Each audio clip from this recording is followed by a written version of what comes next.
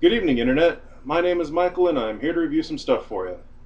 Now, I know I said last time that I was going to do a week of a special week, all week long, of a specific actor to celebrate my 50th episode, but it turns out I'm a lot lazier than I thought I was, so I'm only going to do one movie. And who is this great American actor? Why, none other than Chuck Norris, of course. Now, when I had to decide what Chuck Norris movie, I decided to go with Code of Silence. Now, if you've never seen this movie, you're kind of missing out. Now, Chuck Norris has done a lot of action movies, and this is what probably, I don't know, I don't think a lot of people maybe know about this movie all that much, but it's pretty dang good. And it also has a touch of drama, so we get to see Chuck Norris's acting chops expanded upon besides just mindless action. Now, this movie is about a police cover-up and a gang and a mafia hit and a mafia war. The movie starts off with Chuck Norris is a police officer and he's heading up a undercover sting operation where they're trying to catch a bunch of Colombian drug runners in the act of doing a drug deal. Now, while they're setting all this stuff up, everyone's undercover, the deal's going on, when all of a sudden, out of nowhere, three mafia guys show up, shoot up the drug deal, steal all the money, and run away. So, of course, Chuck Norris and everybody, they start chasing them. And while this is all happening, this really old cop who is drinking on the job and just hasn't seen his better days in a long time ends up shooting an unarmed kid. And then, of course, he plants a gun on him to make it look like the kid was armed so he can get away with it.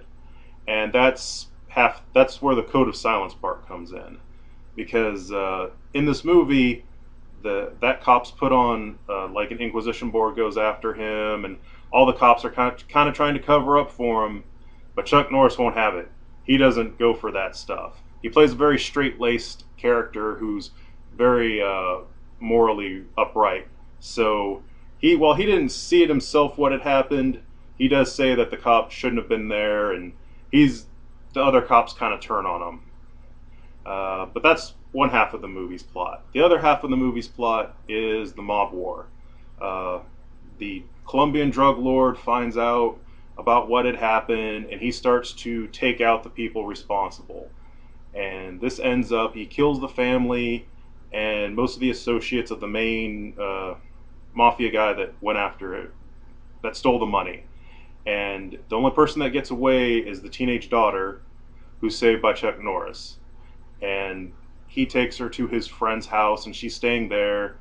And eventually, she's kidnapped by the Colombians, and they tell Chuck Norris to go get the dad and bring him to him by sunrise, or she's going to die painfully. So he sets it up where he's trying to get the dad, but the dad dies.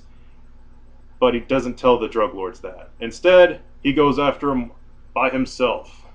But he has backup. Very special backup.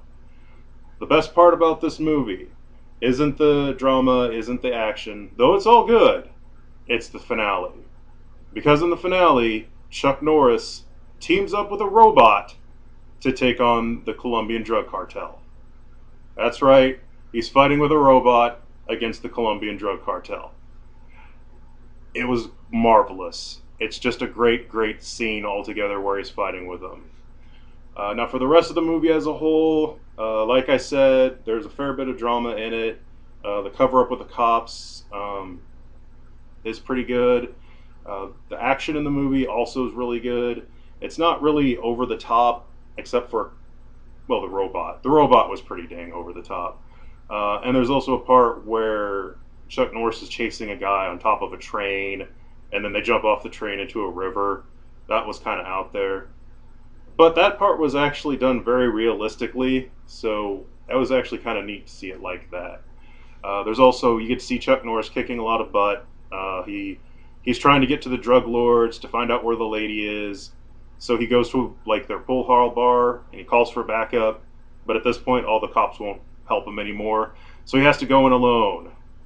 And he ends up doing a very large fight where he kicks a lot of ass. Eventually they catch him, but even when they're beating him up, he still takes it like Chuck Norris would. So all in all, this is a really, really good movie. I give it a 5, and I really highly recommend you watch it. If for nothing else, the last bit with Chuck Norris and the robot fighting the drug cartel.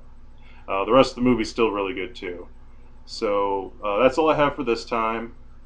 Should hopefully be doing these more regularly from now on, and stay tuned for whenever I do another one, and we'll see what else I review.